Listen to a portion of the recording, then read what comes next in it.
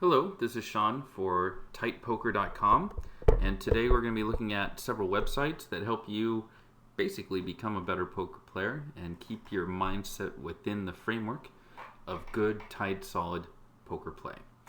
We're also going to take a look at Hold'em Manager and the table selecting program that now comes with it, because table selection is so key to really increasing your win rate by basically playing against worse players, finding the tables with the fish on them, as well as making sure you don't sit down in the wrong spot at a table where you'll have your loose aggressive player on your left and your super tight player on your right, and you're just that's the absolute opposite of what you want to be. So anyway, we're here at Tight Poker. Obviously you're familiar with the site. There's some great guides here, the poker odds for those of you that haven't really played or done a lot of reading. Really goes into some really good basic theory of poker hands and odds. And this is a chart here that you'll have to memorize. So this is really a great guide and one of the better ones on the internet. So make sure you take a look at that if you're just starting out poker and you need to know, what's pot odds and what are odds and what's that whole thing. You really are going to need to learn the math behind poker if you're going to succeed and be able to play and move up within the levels. Beyond that, let's go ahead and jump into this whole table selection thing. There's a very good guide here about how to pick the best poker table. And on Party, you'll definitely see your list of fish. It's not as fishy, obviously, as it used to be, 5-6 years ago. But you'll still find great tables, especially during peak hours. If you're playing and you're in London, let's say, it's, anytime during the nights, especially the weekends, the fish are out in mass. Otherwise, make sure you know who the regulars are and stay away from them, if they're any good. And if they're bad, always play with them. And make sure they're on your left, because chances are they're always folding and, giving up on blind steal situations. And it's just kind of a free blind situation for you, and you can just play against the rest of the table.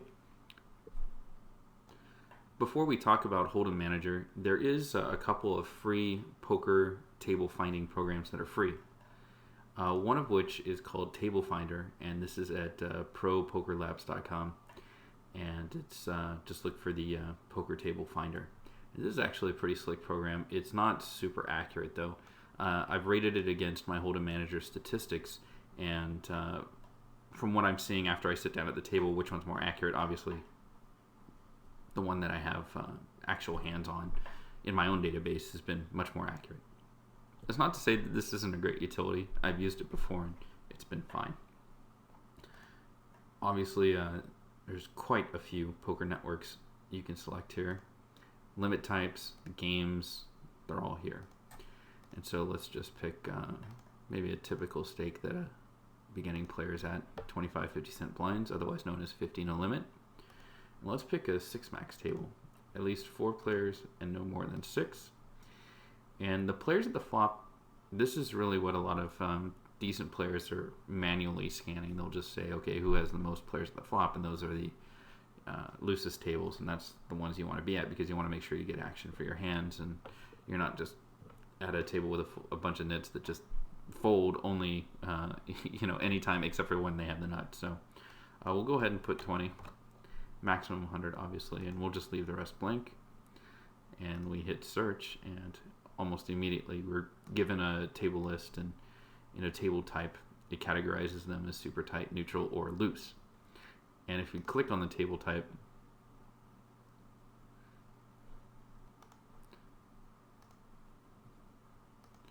it should sort. And apparently I have my little filter here to I gotta allow the scripts.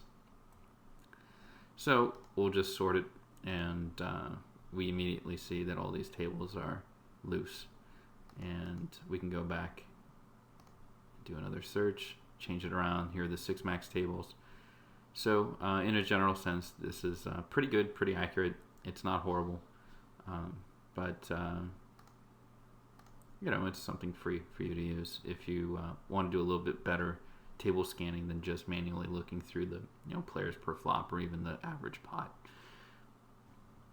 All right, now we're within Hold'em Manager, and if you have 1.08 beta 28 or higher, it now comes with this table scanning program. and you can see that it's a tab right here, Table Scanner. And what this thing will do is go through the actual tables. It'll go through like the Poker Software's client, either on their server or on your computer. And if it's on their server, it's faster. And then it'll compare that and bring up statistics from your database. So you're not data mining, you're not breaking any terms of service. It's totally okay. And what you can do, it's really fun to use, and it's actually very accurate. And this is my preferred method for scanning and finding a good table, is that you'll pick the poker game, and in the structure I play No Limit just like everyone else in the universe, and you'll pick the poker site, stars, and then you could pick 6 max. You can actually pick all of these, but I just choose 6 max. The stakes that you want to play at, we're doing that same 25 cent, 50 cent level. And then the format, if you don't want to say sit at a deep stack table, which they have at Full Tilt, you can just filter those out. You'll hit the scan button, and after a while, a big list of tables will come. And actually, if you hit this open button, it'll open up the table, and if you hit join, it'll actually join the table automatically. You don't have to, bring up your PokerStars client, look down, find the table, double click it. This program will do it all for you. So that's another reason why I like it a lot.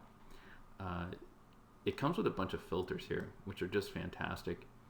And you can filter the number of players. So, I have 6 max, but let's say I don't want to have any tables that have only 3 players.